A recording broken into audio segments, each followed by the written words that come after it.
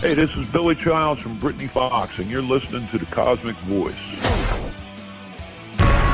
one small step for man, one giant leap for mankind. This is the Cosmick Voice.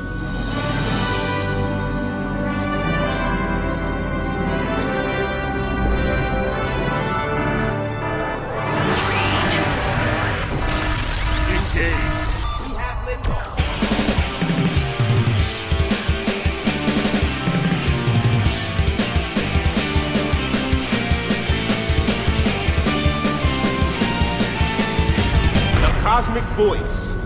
Music, talk, and nothing but business with your hosts, Chris Natalini and Mick Michaels.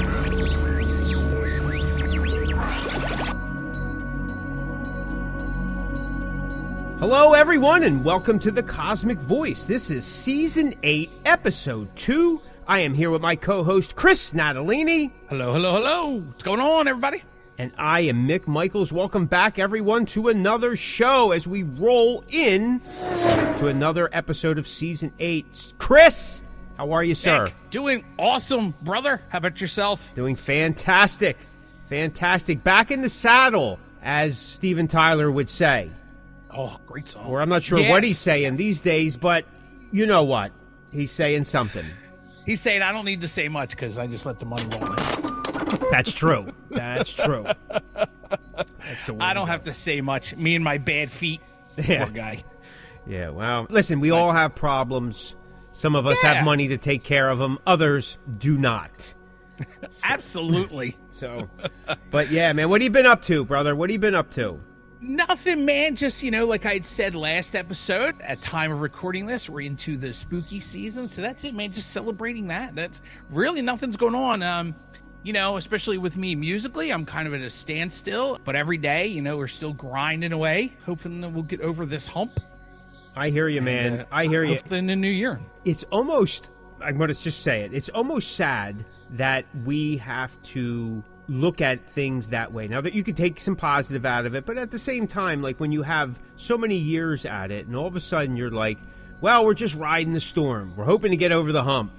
We're just buying our time for right now. Maybe we're laying low, but we still have a lot of gas left in the tank. It just isn't getting us anywhere. I mean, what is it? Are we too old for this? Is it really the scene? Has the game changed and we just refuse to look at it?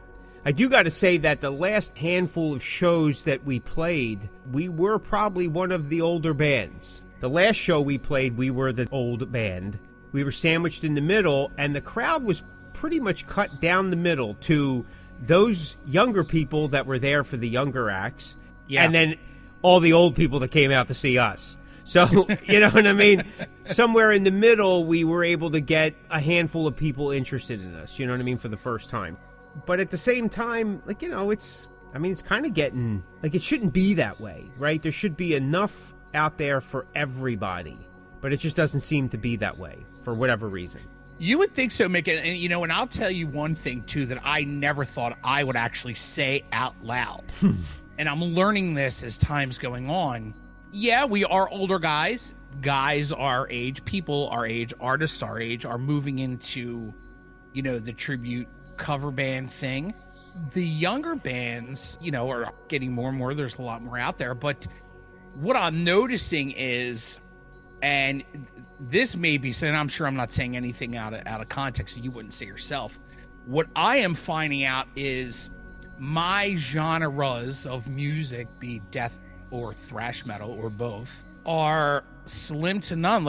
Before COVID, the death metal scene that I was in was thriving, and the thrash metal scene too. Well, that's just not what bands are playing now. I've noticed in looking for other members for my bands, I've noticed that nobody is picking up on that genre of music. It's kind of changed. And like yourself, coming from an old school style of metal, I know it's always been difficult for you to find new members because of the genre you're in. And now that's what I am finding out, that the genres that I am contained in, it's getting harder to find because no one really plays that style of metal anymore. Everybody is kind of into your deathcore, metalcore, Lamb of God, kind of Kill Switch Engage. Like everybody's kind of moving in that direction. And that's just not, that's just not what I want to do. So it's really hard for me to find members and or a new project. You know what I mean? Like I'm kind of out looking for a new project too. Just kind of waiting and seeing if something will fall into my lap. But the genres of metal that I do or perform, it's really not around anymore, which is crazy because, like I said previously, before COVID, it was booming with bands of the style that I was doing at the time. And now, man, it's slim to none, bro. Like there's nothing of that genre of metal going on at all. And it's crazy. Now, I don't know if that'll be a resurgence, which I'm sure it will, because you and I have been doing this a long time. We always see the genres of metal just kind of recycle themselves. But I'm like, how long am I going to have to wait for that? You know what I mean? Like, I'm already in my, I'm already on the back nine of my golf game. You know what I mean? You'll probably cycle out before they come back. I mean, that's kind of the issue, right? That's what I'm saying. It's like, well, am I going to still be up to snuff when it does come back? And I mean, like, you got to be honest. Like, there's a possibility there may not be. That's right. Right? That's right. And, I mean, before COVID, finding a show anywhere was not that big of an issue. Actually, finding a show out on the road, out of our own area, which at the time, we weren't playing our area. We just didn't play locally for a number of miles because it just didn't make sense to us. Like, what's the point? We were a band that went out on the road and did 4 or 5 days and someplace, we picked an area, we worked it, we came back and we would do it again and so on and so forth. It was like nothing to find a string of shows. You got one, the other ones just kind of fell into place. Oh, you're already in the area? Yeah, let's do this, let's do that, whatever. Or you were booking with a band, several nights in a row or whatever. Now, no, you can't do it. Shouldn't say you can't, because can't is such a definitive type of approach, but it's just not happening the same way. And I'm sure there are that small percentage, because there always is, that is doing it. But at the same time, the larger percentage of us that were doing it quite regularly are now not doing it. Yeah. And it's too many jumping through hoops. And like we talked about last season, the local scene has really become, however you want to address it, we're just going to say it real easy, it's become a pay-to-play. Yes. There's a level of pay-to-play now. Whether they're forcing a certain amount of tickets down your throat, you got to cover this, we need you to cover that, you have to pay for this, or something. Everybody's covering their nut except for the bands. Because most of them don't have a nut to cover. Right. More and more bands are playing out less and less. Not to mention, and we've talked about this before, but we're going to bring it up again, but the rise of the tribute cover bands. They're all over the place. I mean, it's getting... I mean, I have opened for tribute bands because my style fits into, say, the era that they're playing. Right. And I told the story, I don't know if I told the story maybe I didn't. I don't even remember what we talked about last episode. That's how bad. I guess maybe my age is showing. I don't even remember what we talked about. But, somebody said, well, can I see your set list? And I said, you're probably not going to know any of the songs. Well, I want to see them. I see what you're playing. Okay. So I had them. I don't know any of these songs. I says, I know, you probably don't. I go, we're an all-original band. And it threw her for a loop. She's like, and it's like, well, what are you doing here? And I'm like, well, what am I doing here? What are you doing here? But audiences are expected now to know the music that they're going to go see, or assume that they're going to know the music that they're going to see, because that's what's becoming the norm. Oh my God, an original band. That's foreign to me, right? Yeah. I don't know. I don't know. I do apologize for repeating stories, but that happens at this age. Speaking of age, it's true, man. This scene is just not, it's crazy. You and I have said a couple times since, we started the show, like, and I know I've said it, I've definitely waved that flag. After COVID, I expected things to be different. This is not what I thought it was going to be. I thought it was going to be, something else, the scene was going to change after COVID, but it surely wasn't like this. Like, this is not what I expected it to be. And when I look back and I go, man, I'm amazed at the difference in the scene now than it was, 5 short years ago. It's crazy to me. Yeah. Amazing. By the end of 2022, 2023 is when that shift happened. That shift from everybody coming back and very excited. Everybody's, putting their best foot forward. Everybody's hitting it hard. Everybody's out there. Doors are opening. People wanted music again. Venues wanted music again. Bands were whatever. I mean, I did well in 2021, even though it was about a half of a year. But 2022 was great. 2023 started out fantastic. I seen the change by the summertime, and it just continued on that downward track. And it's just been getting less and less each time, and it's getting harder and harder.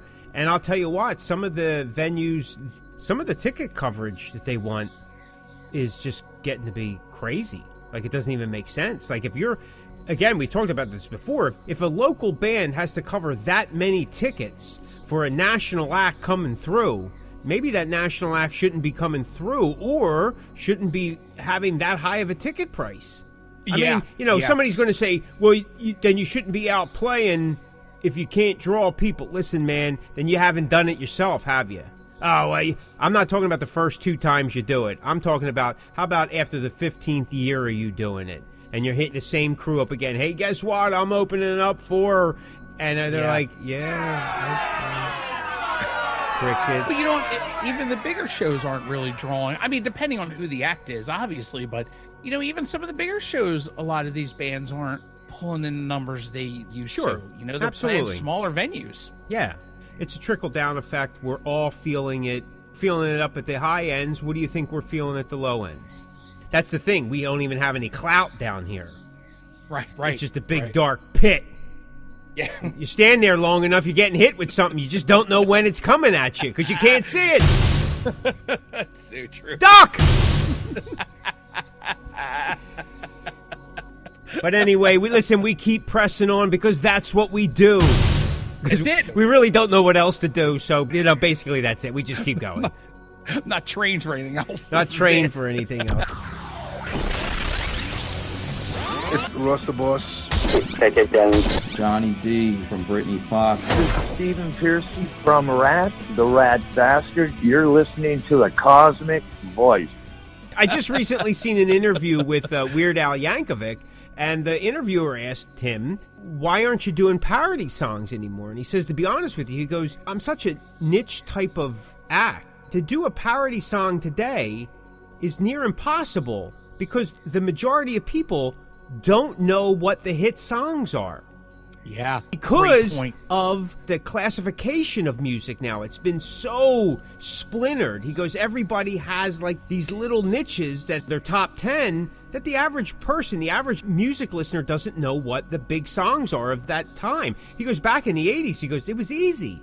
Everybody knew what the top 10 was. Everybody, yeah. So when I covered a song, when I parodied a song, it was a song that you knew 85% of the nation was at least aware of. He made it during a time when he could make his money, but you wonder, why isn't he doing this anymore? Why isn't he doing it the way? And there you go. He gave an answer, which was, usually he's got some quirky little smart-ass type of thing going, with a smirk on his face, but this was kind of like, he still had a little bit of a smirk, but he was actually speaking like real good business. Like, it makes perfect sense. It does make perfect sense, man, because, and especially even back in his heyday, we also had MTV, who was playing all those hits. So it was even easier to know and be familiar with the songs he was doing. Exactly. As a kid in the 80s, my grandparents knew who Michael Jackson was. Yes. Today, I'm in music, and I can't tell you who half of these artists are. And that's just not because, one, maybe I don't care. But two, I don't see where they're at, what they're doing. Like, who's listening to that? I don't know. Like, where did you hear that? I don't know. Mainstream isn't what mainstream normally is. Yes. Mainstream means everybody's aware of it. It's the greater, the majority type of thing. But not anymore, bro. Not anymore. with the popularity of social media and TikTok, you don't know. It's just and like you had said before, here today, gone later today type of thing. Man. So it's these true. guys, like, who is that? And then you find out they had 6 billion streams for some song you never heard of, and you're not quite sure will you ever hear it. Well, listen, man, it falls back into the entertainment industry. Movie stars in 2025, we don't have legit movie stars anymore. We have social media influencers that have expanded from being influencers to being actors and actresses. And, there isn't movie stars anymore. Yeah, I know. Our top actor is The Rock. I mean, think about it.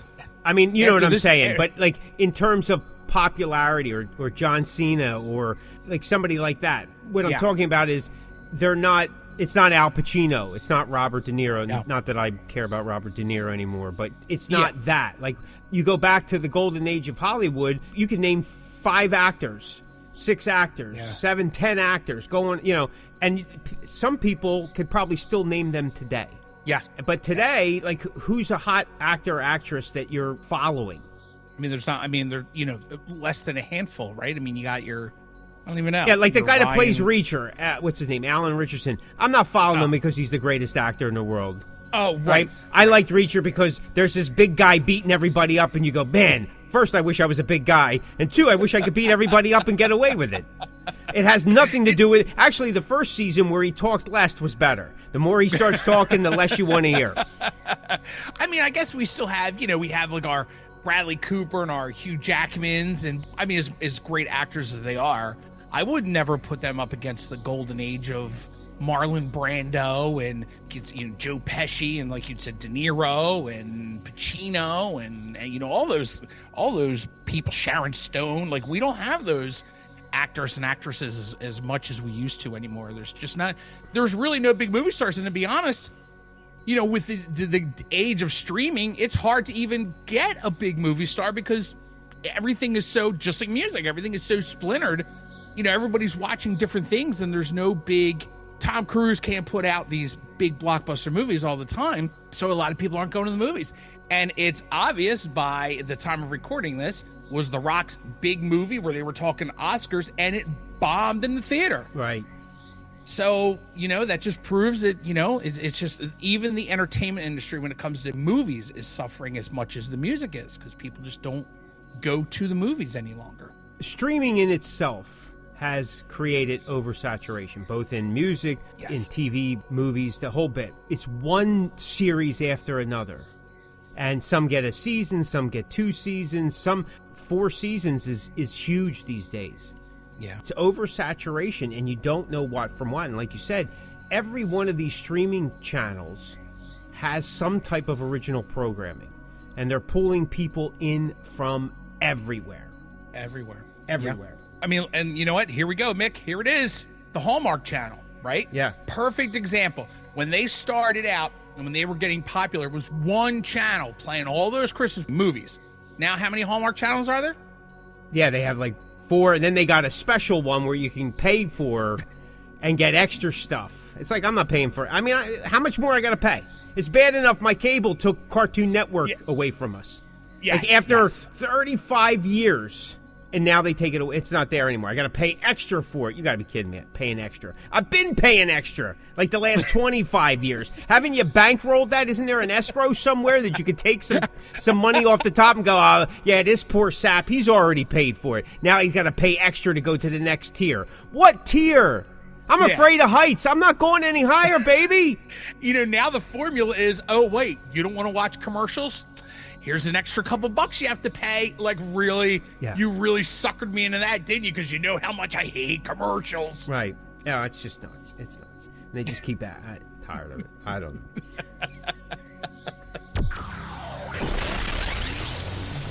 All right, man. Listen, with that, let's get into the topic of the show. And the topic of the show tonight is When We Rocked. What do you got, buddy? I'm going to read this right from your press release. When We Rocked focuses on the Philadelphia music landscape of rock from roughly 1978 to 1992, telling the story of the city of Philadelphia, the music scene that emerged and its involvement, and the link into the national stage. This was written by yourself and your partner, Antonio Aloya. And some of the people that are included is Billy Childs, Johnny D, Bob Mitchell, John Coonan, Frankie Cross, your singer, myself included, and many, many others from the Philly scene. And it was published by March Baby Media. And I got to tell you, bro, when you had told me you were getting into this, you know, I always, and I've said it a million times on podcasts and interviews that you and I have done, you know, anytime you go, hey, Chris, I got an idea, I go, just let me know what I need to do and where I need to be. But when you told me you were taking this on, I thought, man, you're getting yourself, like, it's going to be a lot because, like yourself, I was involved in the Philly music scene. You know, we were both in it. We were up and starting in it, but we were in it. So we knew everything that was going on and the different avenues and all this stuff. And obviously the scene was super different. So it was a really big taking on that you and Antonio were about to do. So, you know, I got to tell you, man, I'm going to say it publicly because I know I told you privately, I'm super proud of you guys, man. This book came out on fire. It was on Amazon's, top 10 of, what was this? What was the category? In 2, it was new releases, and then under heavy metal. Heavy metal, okay, yeah. So, I mean, like, dude, that's amazing, bro. Like, just talking about two guys that, you know, well, you're from my area, and you know, growing up together, and to find out that you have this book on Amazon, like, it's just incredible. And this book came out so, I mean, listen, anytime you put your name to it, it's not going to be trash, but this thing came out so good, man, and it definitely read differently than I thought it was going to. I think I told you when I received my copy, I just expected to read differently, and it didn't. You kind of had it broken down into things, and I guess I kind of thought it was going to be in chapters in terms of, like, the person you were talking to. Like, Johnny D was going to have a chapter, Billy Childs was going to have a chapter, Dave Weekly was going to have a chapter, and you didn't. You kind of took it, and you really... like, you mixed everybody's story up. You broke it down into little subgenres, but for the most part, you pretty much bridged everybody's interviews together, and it really, really came out amazing. So now my question to you is, my first question is, because we're talking about your book, obviously, on today's show, what gave you the idea to do it? Like, I understand you've been involved in books. I know you're currently looking, you know, in the future to do more books. What made you go, I want to write a book about the Philly scene, pretty much, I guess, through the 80s into the very beginning of the 90s? Well, for the longest time, it's been something that I would spend time thinking, like, hey, this would be kind of cool. Like you had mentioned, I was fortunate enough to be there. A lot of it because of the age that I was kind of on the cusp as a player. But I did experience a lot of it in the height of that later 80s mark. Prior to that, you know, I was a fan of a lot of those bands. My brother was in the scene, as your older brother was, so there was this huge connection. Johnny D grew up down the street, up the street, however you want to look at it, from my brother. They were friends. So my brother too. Right. My brother was friends with him too. Yeah. Yeah, knew him. I mean, I remember as a young kid. I mean, I'm talking, you know, 8, 9, 10. We'd go down to Johnny's garage and watch him play drums. Like, you know, the neighborhood kids would just come around and we would watch him play drums. We hang out. They play music, so on and so forth. And then being in that scene, experiencing some of it, it was exciting. Like, at that time, it was exciting. Like, for me, I actually was having a discussion with this a couple weeks back. Like, playing in the scene, the Philly scene, to me, was the big time for us. Especially coming from the suburbs of Philly. Once you got into Philly, it was like, oh man, I'm starting to do something here. You know, Cinderella made it from Philly. Brittany Fox made it from Philly. Tease made it from Philly. Right? Heaven's Edge. Though I know they did go out to L.A., but they made it here in Philly. Tangier, so on and so forth. So there was never any thought about us going to L.A. I think the first time that we talked about going to L.A. as a band may have been later 89, beginning of 90. Because we started seeing a change. But prior to that, there was never any consideration for us to go there. It was like, we can make it here. Look who's made it. Yeah. And Philly has always kind of had a very rich music history anyway, even from, R&B and soul and even hip hop and rap. Like, we have such a strong history of music from our city. It just made sense that when the 80s came around, some of those bands hit it big and they were from our area. Yeah, that's the way I looked at it. So for years, and I would say not in the initial years after being in the scene, through the 90s and all, because a lot of us were kind of shuffling around trying to get things to pick up, take off, work. By the 2000s, I started thinking about it more and more because I was like, man, there was some really cool stuff here. That'd be a cool story. And hey, this person, that person, a lot of people were connected. So whatever, you put it in the back of your head. When I started the Cosmick View, where I started interviewing other bands and artists, it was kind of like a fanboy thing for me.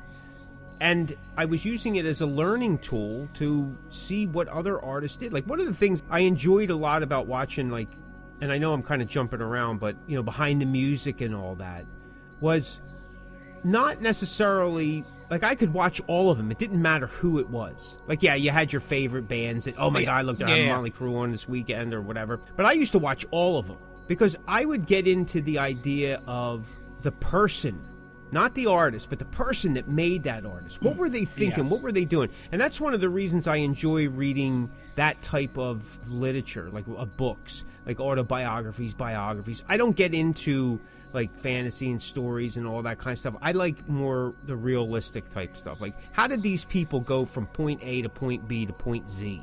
What was the mindset? What did they do? What did they do differently than everybody else? That kind of thing. So that's what I got into doing the Cosmick View for. And then, a couple of years in, I started saying, man, I'm starting to accumulate some interviews here and talking to this person, that person. This would be really a good time for me to maybe consider doing something about Philly and all. One thing led to another, but I never had the time. I was busy, so on and so forth. But then, like, over the course of the past 5-6 years, it's like yet another documentary about the Sunset Strip. Another one. Here it comes. And it's like the same stories we're hearing, but just maybe they're shuffling some of the bands around and all that kind of stuff. And tons of books on them. One documentary after another that keeps coming out, limited series of whatever. So, jokingly, I think it was 2 seasons ago, we were talking about it on the show, and I said, hey, Chris, why don't you get your people on this? Because we kept coming back to Philly saying, hey, there's this and that and this and that. Yeah. And from that episode, I was actually in talks of passing the idea and the outline that I had put together off to another writer. Mm-hmm. And I was like, hey, why don't you do this? And what I'll do is I'll act more like a producer behind the scenes, and I'll bring the artists to you. Unfortunately, it didn't pan out. But I had already invested some time. And I said, you know what? The hell with it. I'm doing it. I'm going to do it myself. I'm going to just do it. I don't know how I'm going to do this. I'm just going to do it. Bringing Antonio on was probably one of the best moves I ever made, especially to get this book done, because he created the idea of that round table that you were talking about in the book. Oh, okay. That these artists were, like, if they were all in a room together. Yeah, definitely, yeah. And we went through several different ideas on how to present the material. I knew from the very start I did not want to make it like a heavy history book.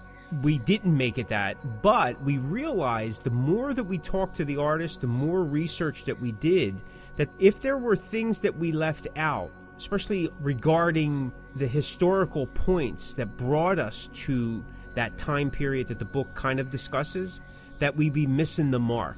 People would fall into a conversation and not know what people were talking about.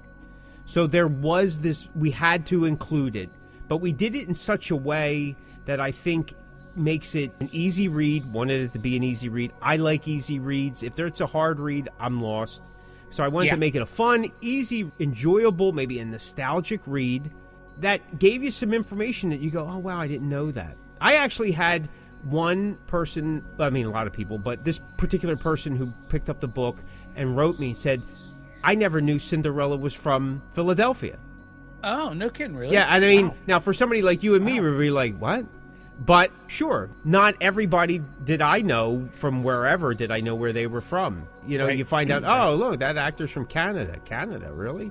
But we played with different ideas on, like, how we were going to present the information. But we knew from the very beginning that the story was about the artists who were there and lived it. I could have easily said, you know, I got to be front and center and I got to have my voice in there in terms of being an artist. But that's silly because I was nobody at the time. I'm still nobody, but you know what I mean. The thing is it was about those artists that took a chance and made something, like something happened. But we also knew that we didn't want to just talk high level because the Philly scene was much more than that. Because a lot of those guys that did make it, they played with a lot of other guys that helped them along the way that didn't make it. Yeah, so we had a bunch of tiers in there, which I think is fantastic. Guys that almost made it, guys that didn't make it, they never got out of whatever. And I think that that is a little bit more of a realistic approach to how the scene was. Because again, besides the decline of Western civilization, the metal years, and you're seeing metal kind of fans and some of the would-be musicians all kind of portrayed as idiots. Maybe that was the case there, I don't know, but it wasn't the case here. I mean, these were people that were fighting for a dream, not just a look, but a dream of doing something.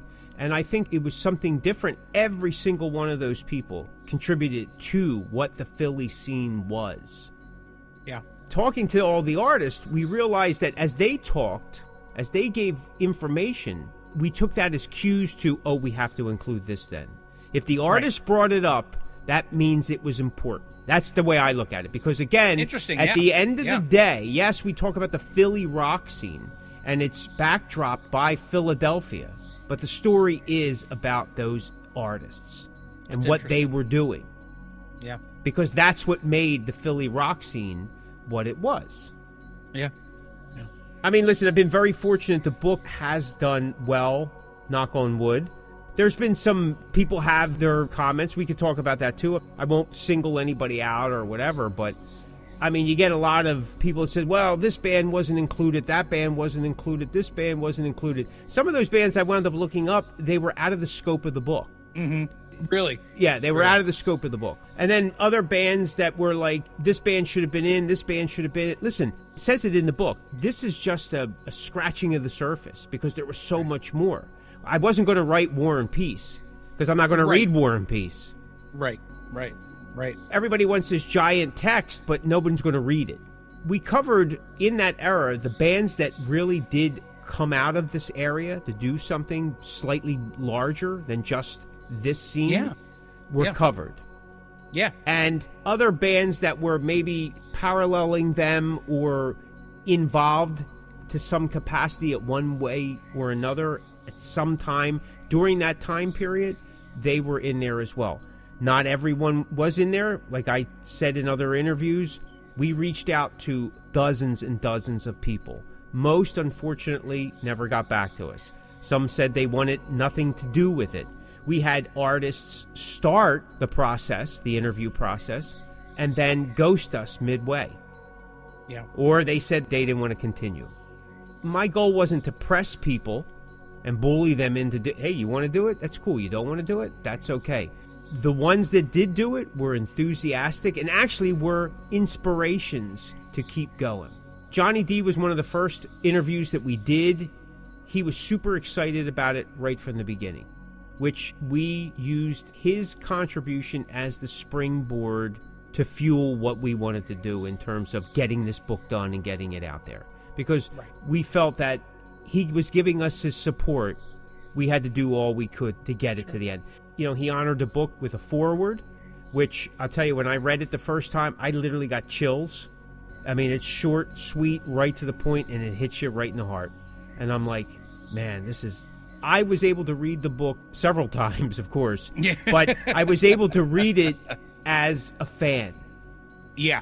And that was pretty exciting to me because I was like, man, I wish I was there. And then I'm like, I was there, but I wish I could go back. And, you know, and there was times that we talk about in the book that I wasn't there because I was either too young but you're it's like a time capsule. It brings you right back to this time. And oh, yeah.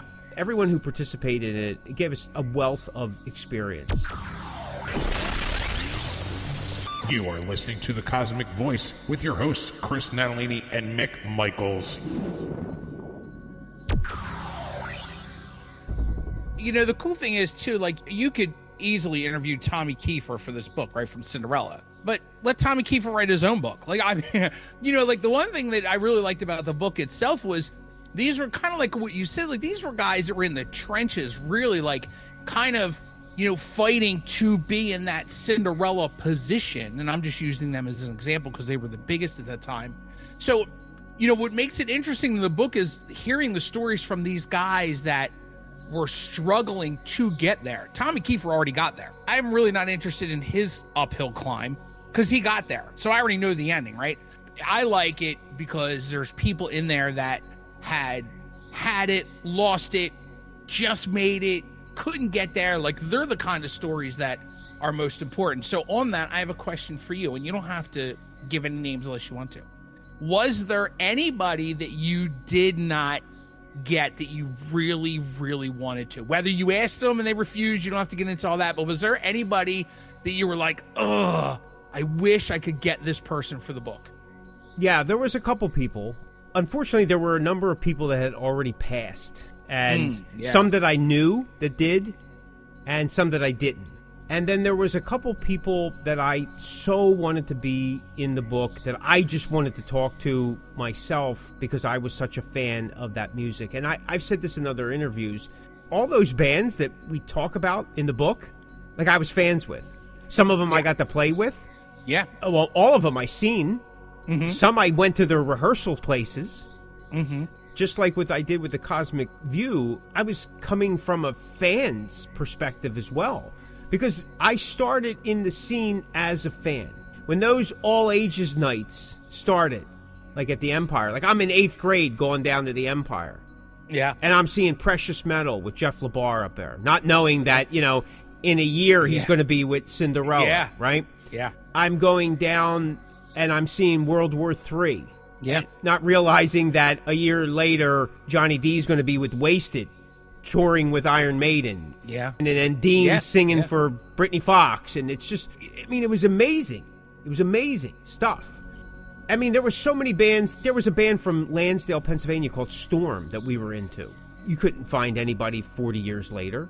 They weren't that popular of a band, but we liked them. They were great. They were like a heavy Rush. But unfortunately, just like with everything else, you know, bands came and went. They disappeared and people moved on and you never knew anything and, you know, whatever. But once we got rolling, we changed the format a couple times during that first year because it was about a 2-year process of getting everything together, doing the research, doing all the interviews, because with the interviews, things would start and then we'd have to wait. Some of these artists were still working artists. They were out on tour. They're in another country. It was a lot of work.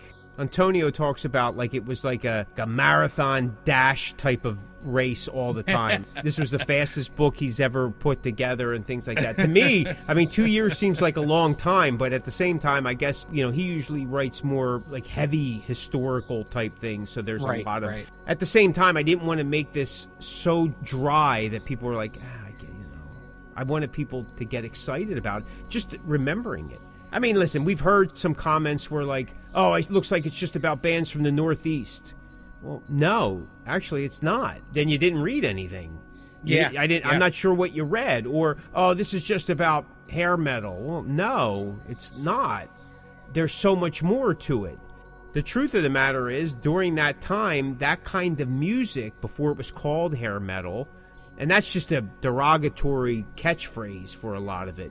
Nobody called it hair metal back then. That wasn't a term. No. A lot of people didn't even call it necessarily heavy metal, though it was kind of considered that. It was rock and roll. Yeah. Billy Childs, whether he said it in the book or it was an interview that published during the time the book was getting ready to come out that we did with him, he said the biggest difference that he's seen between, say, the East Coast scene and the West Coast scene was that the players on the East Coast were much better. And the West Coast people seem to be more concerned with the look than playing. Sure. And I could see that to some degree. And he even said that, he goes, there's still a lot of those guys from the West Coast that still don't play very well. So, because I think that we're a rock and roll town. Yeah. We're a rock and roll town, and there is a bit of that grit and determination, and we don't have surfboards. We got steel factories and things of that nature. You know what I mean? So there was a different feel, a different texture. You know, we've had some backlash about even some of the people that were invited to possibly either be in the book or they were interested in pursuing some promotion or interviews with the book, and then they were bummed to find out that they weren't included. And because of that, they chalked the book up to just being crap. It missed huge elements. And again, I'm not going to mention anybody's names, and I'm not afraid to talk about it. If it hinders book sales, then that's what it does. If it jumps book sales up, then fantastic, I did my job. But people were complaining, individuals were complaining that we didn't cover enough radio in there, and how radio was so instrumental in the Philadelphia market in terms of the local bands. Well, I disagree, but whether I disagreed or agreed with something, it didn't matter. Was it important to include in the book? And again, I'll go back to saying what I said earlier. If any of the artists mentioned it, they mentioned a venue, they mentioned another band, they mentioned another artist, they mentioned anything, we made sure that we did further research and included it at some level in the book. Even if they just said it one time. Well, I'm going to tell you what. Most of the artists never talked about local radio. A couple of them said some things in passing, but the truth of the matter is, how often, again, I'm going to just assume you were big fans of a lot of the local bands as well back then. How often did you hear them on the radio? Dude, if I heard them on the radio at all, it was like 11 or midnight on our local channels. Exactly. Like on a Saturday. Or a like, Sunday night. Yeah, I don't know, like, while you're talking, I'm sitting there thinking to myself, we didn't have that. Like, a lot of the bands that you included in the book, outside of Cinderella, well, no, because even Cinderella wasn't on terrestrial Philadelphia radio. So I don't really know where that comment comes from, because I don't really think that, unless I'm missing something. No, I mean, listen, I don't think the Philly radio market was missed in the book, because it wasn't really a thing. No, there was always mainstream radio, but that was on the national level. But we're talking about these individuals who were big-time DJs back then. And again, I'm not going to mention anybody's name. Some of them were mentioned and talked about in the book, but in a way that encompassed the larger picture. Because again, it wasn't about them. It was about the artists and about them pursuing a dream. But the truth of the matter is, for all the bands that I listened to, I mean, I was a huge Britney Fox fan when they first came out. I never heard them on the radio. Nope. Or if they were, it wasn't enough to do one thing or another for me. I seen them more live or got their tape. I was a huge World War III fan. I don't remember ever hearing them. Not to say that they weren't, but that's not where I heard. Most of the fans remember either they seen them play live or they were at a rehearsal, but it wasn't from listening to them on local radio, like you said, at 11 o'clock at night, 12 o'clock at night for an hour. Well, I mean, okay, let's put it in perspective, right? And these are guys in the book. Heaven's Edge, CBS Columbia. Britney Fox was CBS Columbia, right? Yep. Tease, Rough House, CBS Columbia.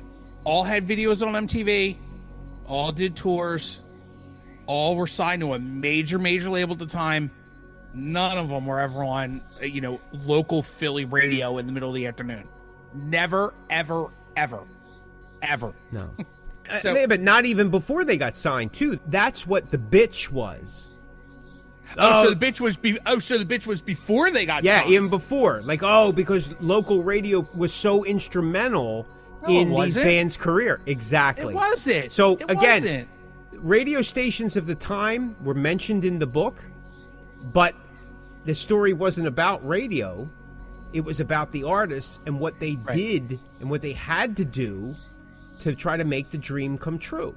At the end of the day, and maybe I'm biased because I am an artist myself, we're the ones that create the scene. The venues don't, because venues come and go, right? All those venues, I mean, there's a couple venues I think that are in the book that are still around, but we do a whole venues section, an appendix in the back, and you'll see the history of how a place changed multiple times, over and over again. And they either changed with the times, or some places are just a parking lot today. Bonnie's Rocks is a Dollar General. So venues do not make the scene. It's the artists that make the scene. And this book, at the end of the day, guess what it was called? When We Rocked. We. That's right. Listen, I'm very proud of the book. As you should be. I am so grateful for everyone who participated in the book. I am super, super grateful to my co-author, Antonio, who really kind of helped me pull this all together, because he says, oh, man, I'll come on board. I'll do this with you. And I'm like, oh, my God, this is fantastic. I'll tell you what, one of the hardest things was getting photos for the book. Getting artists to give photos. I believe that 100%. It was like pulling teeth. We did the best we could with what we were given.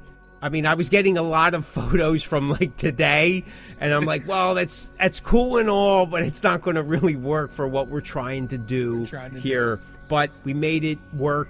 It was great. It was well received. It's still being well received. But like, again, in this market, we got a couple good months out of the initial run. Very excited. So the book is able to kind of just do its own thing right now. But we're still promoting it. We're still out there.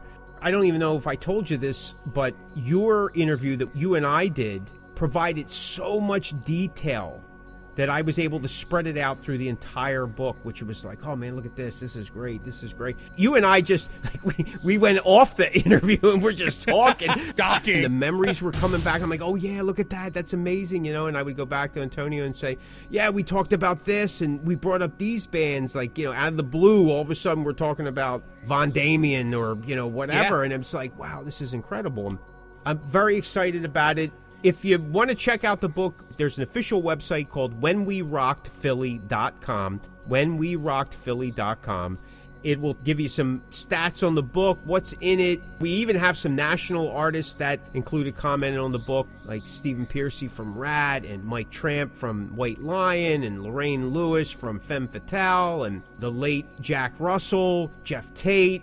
They all had some little input into the book as well. Because, again, we've been working on this for a couple years. So working with some of my other interviews, this was able to help us. But you can order the book on Amazon. You can read the reviews there. There's some of the podcasts that we did, some of the reviews that the book got, some of the press that the book got. Check it out, man. When We Rock, the story of the Philadelphia rock music scene from 1978 to 1992. But it covers an even greater time period, from the formation of Philadelphia with the Quakers and how music changed people's lives then, to the time of the golden age of radio, to American Bandstand, to, like Chris said, Philly Soul, Hall & Oates, so on and so forth, to that time period. And we even cover pretty much most of the 90s, from when grunge comes in, and the loudness wars of recording and how that all affected everything. And we even cover what happened to the artists after 1992. Where did they go? So there was a lot of that too. So it's really cool. Check it out. See if you like it. Just real quick, I just have another question for you. Besides Johnny D, me, and Frankie, who is the artist for the book that you were most excited about getting, outside of me, Frankie, and Johnny? Well, I'll tell you, when Billy Childs finally agreed to do the interview, that took one whole year. Going back and forth with him, he wasn't going to do it. Then he decided that he was going to do it. But it was great. It was great, And he says, yeah, Mick, he says, you should have just said that we were friends from the beginning. He goes, I wouldn't have dodged you for a year. I said, well, Billy, I didn't want to overstep boundaries, and I wanted to come at this professionally. I didn't want to bring up that, we played together for a little bit in the 90s with Adam but yeah, I was pretty excited about that. Was one, just because it was so hard to get. That's so awesome. There were some guys that I was excited that we started talking to, and then they said they had no interest in doing anything. But hey, listen, like I said in the book, the people that were meant to be in the book are in the book, and they make the book as special as it is because it's their story, man. It's right. their story. Right. And Right. whether the book disappears after today or not, it's now cemented. There's something about the Philadelphia music scene and not just, I don't know, the Delaware River. I know. 100%, man. Absolutely, totally agree with that. So if you like that episode, check out some of our other episodes at www.thecosmickvoice.com. Step into the Cosmic Verse and get rocked. Thanks so much for listening. This is the Cosmic Voice. If you have a question, a topic idea, or something you want us to address, just contact us through our Facebook page at The Cosmic Voice.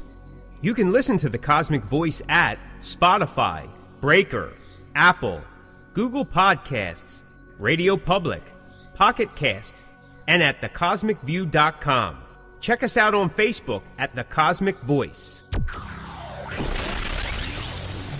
All right, folks, that's going to do it for us. If you're hearing this message, you've listened to the entire episode. And for that, Mick and I would like to thank you from the bottom of our hearts. And we hope you enjoyed this new episode. And if you did, please leave us a review on Apple Podcasts and Spotify. Also, feel free to let us know what topics you'd like to see covered in future episodes of The Cosmic Voice. And you can get in touch with us through thecosmickvoice.com and, of course, all of the Cosmic Voice social medias. Take care and be safe. You're listening to The Cosmic Voice. Music, talk, and nothing but business.